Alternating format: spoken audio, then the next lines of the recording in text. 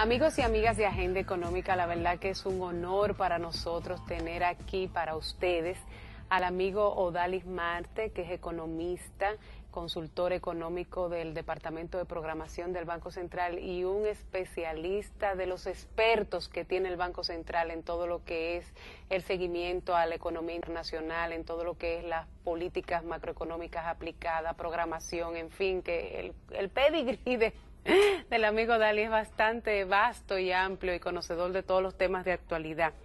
Así que gracias por aceptar la invitación, Odalis. Y queríamos en esta primera oportunidad de conversar contigo, dar una miradita, cuál es el panorama de la economía mundial, la foto de estas últimas semanas, de los aspectos más relevantes que tú quisieras destacar para los amigos de Agenda Económica. Bueno, la economía mundial todavía sigue este proceso, ¿verdad?, de corrección después de... Es como patinando. Sí, bueno, lo que pasa es que luego que viene la crisis que está ahí en 2008, naturalmente ahí comienza a surgir las debilidades de algunos países. Algunos países que tuvieron ahorros, que tenían reservas altas, que tenían una macroeconomía ordenada, pudieron hacer políticas contracíclicas, es decir, políticas para incentivar la producción doméstica de forma de que esa crisis mundial no los afectara. Pero hubo otros países que simplemente no tenían los fundamentos para poder absorber esa crisis sin elevar de forma insostenible su endeudamiento.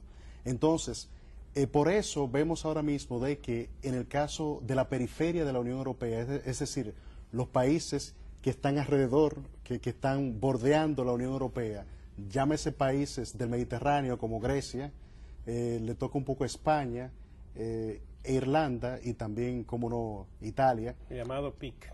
Los llamados PICs. Son países que tienen un nivel elevado de deuda y que han tenido su clímax en el caso griego.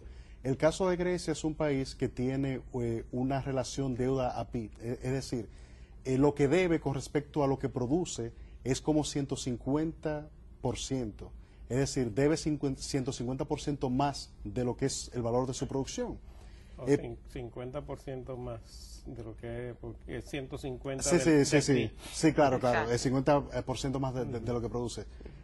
Y en ese caso, entonces, el problema es de que también ante una base de impuestos que no es tan fuerte como la de otros países europeos, entonces los mercados se han ido percibiendo cada vez más riesgo de que ese país no pueda pagar su deuda. Y lo ha penalizado con altas tasas de interés. Naturalmente. Toda deuda nueva que ellos necesitan emitir, entonces eso implica de que no podrían colocarla sino a tasas bastante altas, relativa comparado con los bonos, por ejemplo, de Alemania. Entonces, el problema que se está discutiendo ahora mismo es que dado de que ese país está en una situación fiscal muy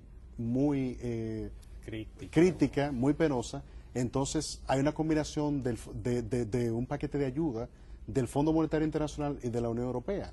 Lo que pasa es que esas ayudas implican de que las finanzas de ese país tienen que ordenarse de forma tal de que pueda pagar su deuda y también no vuelva a caer en la situación en la que está ahora.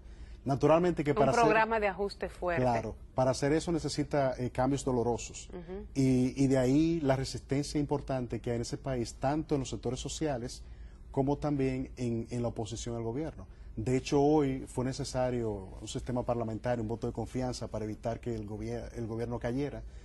Por suerte lo consiguió y esto le va a dar el espacio necesario para ir ampliando la negociación con el fondo, que va a implicar ajustes, o sea, el gobierno estructurales. Y es un ajuste casi brutal, porque el gobierno tiene que combinar un fuerte aumento de los ingresos, es decir, más impuestos, pero también un fuerte recorte de gasto.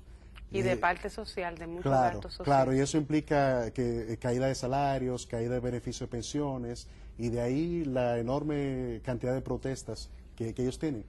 El riesgo ahí es si Grecia quedaría en impago, es decir, en default, como se dice técnicamente. ¿Y cómo afectaría eso a los demás, la eurozona en sí?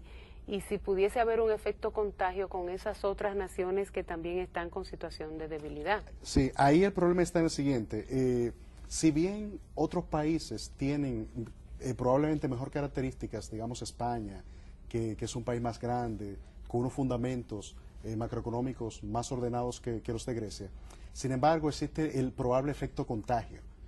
Grecia tiene un buen componente de su deuda, es deuda local y deuda europea, es decir, de los otros países europeos, sobre todo banca alemana y francesa. El problema es de que si ellos caen en impago, eso puede contagiar por dos canales. Por el canal de las expectativas, es decir, de que los mercados piensen, bueno, si cayó este, podría caer aquel, y luego entonces efecto dominó. Haya una corrida sobre otros países, y también sobre el sistema financiero de los países que son sus principales acreedores, que son bancos que tendrían que experimentar una alta pérdida. Entonces, lo que ahora se está apostando es a que probablemente haya que reestructurar la deuda. Cuando se reestructura una deuda implica que a quien tú le debes tiene que aceptar una pérdida, es lo que se llama un recorte, un haircut, le dicen en términos técnicos. Es decir, de que quien tiene un bono de Grecia tiene que decir, ¿sabes qué? Ya este bono... basura casi. Claro. Tiene un valor de mercado mucho menor. Muy bajito. Yo debo aceptar de que por cada peso que yo invertí, a lo mejor pueda recuperar 30 centavos. Puede decir, ¿verdad? Y que lo cojan rápido. Exacto. Yo le diría. Entonces, la idea es de que si esta reestructuración sería amigable al mercado, es decir, una reestructuración ordenada, donde se llamen los acreedores y le digan, ¿saben qué? Miren, yo no puedo pagar todo lo que debo. Entonces, por favor, acepten lo que yo puedo pagar. Y díganme ustedes, están, y digo, bueno, yo puedo pagar por cada euro que debo, yo puedo pagar solamente 20 centavos. Y ellos dicen, no, mira, mejor 40. Y digo, está bien, quedemos en 35. Eso sería algo amigable. O puede ser también un default desordenado que decir, ¿saben qué? No le pago a nadie. Y el que quiera ahí cobrar, pierden todos. venga y ahí sería mucho peor. Declara insolvente. Claro. Claro.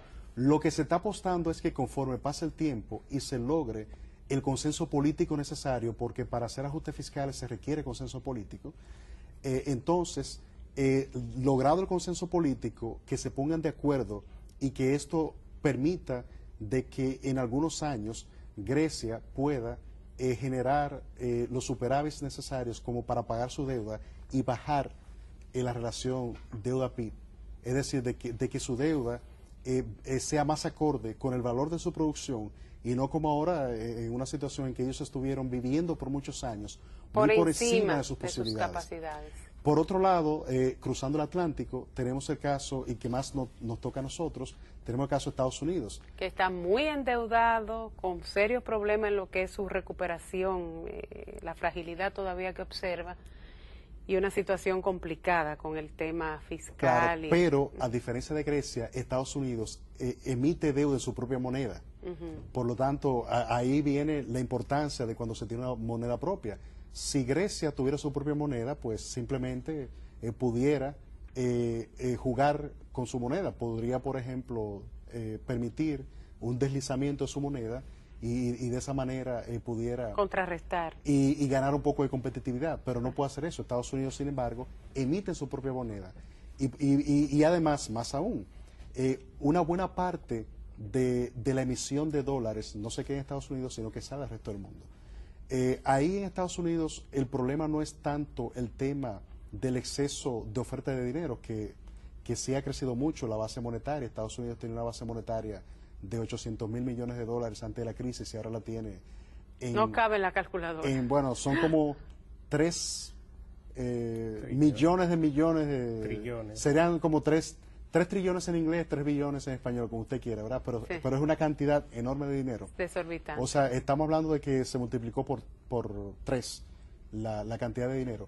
¿Por qué eso no ha producido inflación en Estados Unidos? Simplemente porque, primero, una parte de ese dinero, cerca del 20% de los dólares que emite Estados Unidos salen de Estados Unidos, y además porque los bancos, en vez de tomar ese dinero para prestarlo, lo han dejado como una especie de encaje legal en la Fed. O sea, algo parecido al encaje legal. Ahora, ¿qué es lo que está llamando preocupación recientemente en Estados Unidos? La economía de Estados Unidos ha venido recuperándose, pero ahora... Ahí Odalis, te vamos a pedir para ir a una pausa. Y regresar. Cuando Y regresemos, poder ver los retomamos últimos el tema. numeritos en crecimiento, desempleo, consumo de los Estados Unidos. Con mucho gusto. Vamos a una pausa y regresamos.